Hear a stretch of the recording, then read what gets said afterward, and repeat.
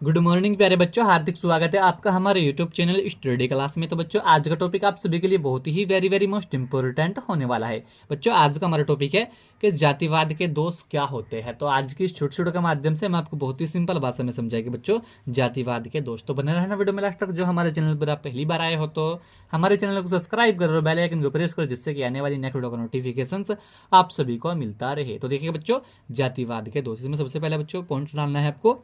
जातिवाद राष्ट्रीय एकता के लिए आघात सिद्ध हुआ है, क्योंकि जातिवाद की भावना से प्रेरित व्यक्ति राष्ट्रीय दृष्टिकोण से विचार ना करके जातीय दृष्टिकोण से ही विचार करते हैं और अपनी जातीय हितों को ही सर्वोपरि मानकर राष्ट्रीय हितों की उपेक्षा कर देता है। तो बच्चों यह भी एक जातिवाद का दोष होता है। क्या कि जातिवाद राष्ट्रीय एकता के लिए आघात सिद्ध हुआ है, क्योंकि जातिवाद की भावना से प्रेरित व्यक्ति राष्ट्रीय दृष्टिकोण से विचार न करके जातीय दृष्टिकोण से ही विचार करता है और अपने जातीय हितों को ही सर्वोपरि मानकर राष्ट्रीय हितों की उपेक्षा कर देता है। ठीक है बच्चों, तो यह भी एक जातिवाद का दोष होता है।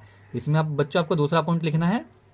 जातिवाद ने भारतीय समाज में जातीय एवं वर्गीय संघर्षों को जन्म दिया है।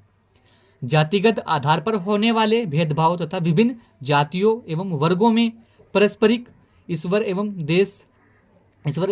द्रोष के कारण जातीय उपद्रव हो जाते हैं। तो बच्चों क्या होता है, जातिवाद ने जो भारतीय समाज में क्या किया रखा है, जातीय एवं वर्गीय संघर्षों को जन्म दिया है। ठीक है बच्चों, और जातिगत आधार पर होने वाले भेदभाव तथा विभिन्न जातियों एवं वर्गों से पारस्परिक ईश्वरीय एवं इनके द्वेष के कारण जातीय उपद्रव्य हो जाते हैं। तो यह भी एक जातिवाद का बच्चों दोष होता है। इसी के साथ हम आपको तीसरा पॉइंट लिखना है बच्चों।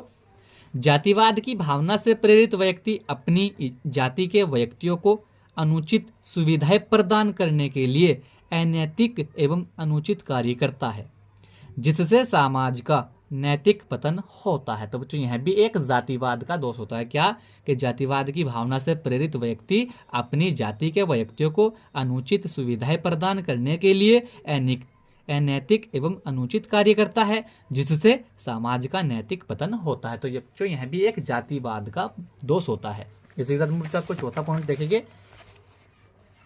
चौथा पॉइंट में लिखना है आपको, देखिएगा बच्चों, सभी राजनीतिक दलों में जातीय आधार पर अलग अलग गुट पाए जाते हैं और वे चुनाव के अवसर पर विभिन्न निर्वाचन क्षेत्रों के लिए संबंधित निर्वाचन क्षेत्रों में विभिन्न जातियों के मतदाताओं की संख्या के आधार पर ही अपने प्रत्याशियों का चयन करते हैं। ऐसे जातिगत आधार वाले प्रत्याशी जाति के आधार पर अपनी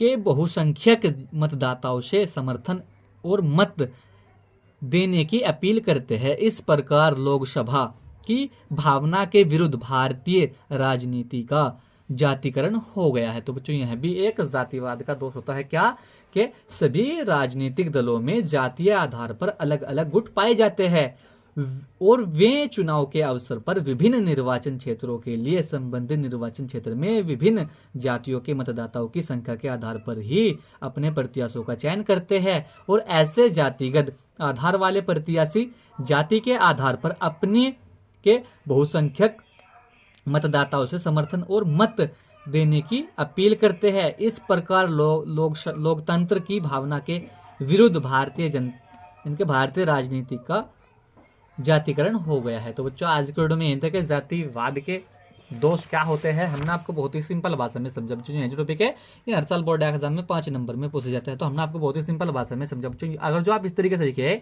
तो आपके 5 नंबर पक्के हो जाएगा, क्योंकि यह टॉपिक कक्षा 10वीं क्लास और 12वीं क्लास के छात्रों के लिए बहुत वेरी मोस्ट इंपॉर्टेंट होता है। तो बच्चों आज के वीडियो में यही था। वीडियो को लाइक कमेंट शेयर करें।